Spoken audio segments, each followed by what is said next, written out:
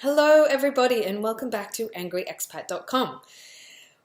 Well, today we're talking about going to London or moving to the UK, which is an extremely exciting thing to do. And if you're watching this video, I'm going to guess that you're thinking about it or that you're already in the process of doing it and just want to know a little more information. Well, you have come to the right place. At angryexpat.com, under the UK section, we have an entire list, a checklist, which I wish I had when I was first moving to London. There are a lot of things that I just didn't know about, and I wish I had. It would have saved me a lot of time when I got there. So we cover things like things to do before you move, when you get on the ground, all the things that you need to look at probably within the first month or so. So the immediate situation, and then after the first 6 months. So let's talk through basics before you move. Number one, definitely start with your visa. It's obviously the most important thing to do. You will need a passport. That's pretty obvious. But make sure that it's valid and make sure that it has enough time for the visa that you're looking at getting. And a little bit extra in case you want to travel at the end of your trip. Trying to organize a passport in the UK from your home country, it just gets messy. So just do it before you leave. Okay, so I'm assuming now you've got your visa sorted. We're going to talk about travel money cards. They are an amazing backup. You can apply for them generally through your bank. I got one through an Australian bank, Commonwealth Bank, and they offer an amazing deal on travel cards that you can upload funds to them wherever you are in the world instantaneously online. It's amazing. Just do it. It's a really, really great backup system. The UK aren't as full on as the US are. You won't necessarily need a credit card for everything. However, if you're one of those people who do like a little safety net, they're a good idea too. Just make sure that if you're using a debit card or a MasterCard that you get the other one. So if your bank card is generally a MasterCard or a Visa card, just get the opposite. So MasterCard and Visa or Visa and MasterCard, either way. We also go into things like taking a look around London. So finding an area that's semi-close to work, somewhere where you'd like to live in.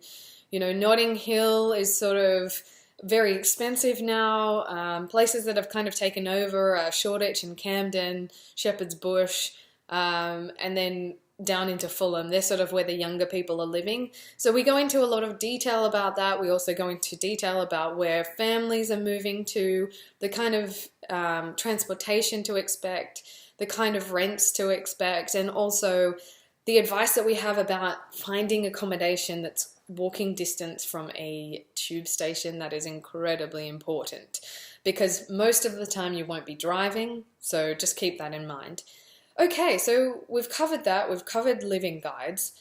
One other aspect is possibly, if you have already chosen the place that you want to live, contact a few real estate agents in the area to see if they have any lists or listings that you can jump on. So you can kind of have a look at what you're going for. Remember that London prices bring a much, much smaller square footage. That's really important to keep in mind. Everything is very, very small. So keep that in mind when you're looking at prices. Okay, so you found your flights. If you need advice on that, we've got some info on the web too. Okay, so you got to the ground. You've landed in Heathrow or Gatwick or wherever you've landed. It's very exciting. Let's talk about getting a SIM card. Number one, you're probably going to want a phone. If you're intending on bringing your own smartphone, make sure that you can use it internationally before you leave home. This includes making sure that the network is the same, and also making sure that your SIM card is not too outdated, along with not being locked to your current carrier. That can take a long time and you'll want your phone as soon as you hit the ground. So you can buy SIM cards at Heathrow Airport if you want, just little prepaid ones. What I'd recommend to do, unless you desperately need it, is find your hotel, make sure you know where you're going, or your Airbnb before you set up. Airbnb is an amazing way to go, by the way, because hotels in London are incredibly, incredibly expensive. So I wouldn't rely on that if you don't know when you're moving into a certain place. Try Airbnb instead. Or hostels if you're young, go hostels. Okay, so I would recommend probably trying to go and get a prepaid card from a potential carrier that you're interested in getting a plan with over time. Things like EE are really big over there, Virgin Mobile. There is a blog post on our website that goes into detail about it. Make sure that you have coverage for your area. Okay, and then we get into things like getting an address. Now, there's this thing that we call the Triangle of Death, or the London Bermuda Triangle, which is basically if you don't have a set address, you cannot get a phone plan and you cannot get a bank account. But without one or the other, you can't get the other one. So you go round and round in circles, and it's really confusing and really painful, and you just want to pull your hair out. Let's not pull our hair out. Let's just find an answer. So if you go through that, we'll just explain to you the best way of going about it so that it saves you a lot of time. Remember that the UK use home addresses so much for their security reasons. Not a lot of stuff is done online.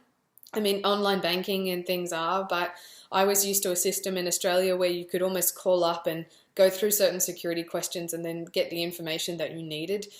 Here it's a lot slower. They tend to do things through mailing addresses, which can take up to several days.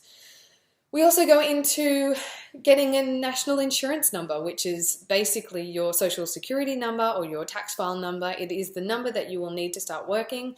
We go into health insurance, making sure that you go and see a doctor to get that set up when you hit the ground. Obviously, the UK have a free healthcare system or a supported healthcare system that is brilliant for young people, for everyone. We will go into more detail about that and about healthcare in general. This is not the place for it, but we will. Setting up gas and electricity, setting up internet, all that stuff that you need to survive. We do that too.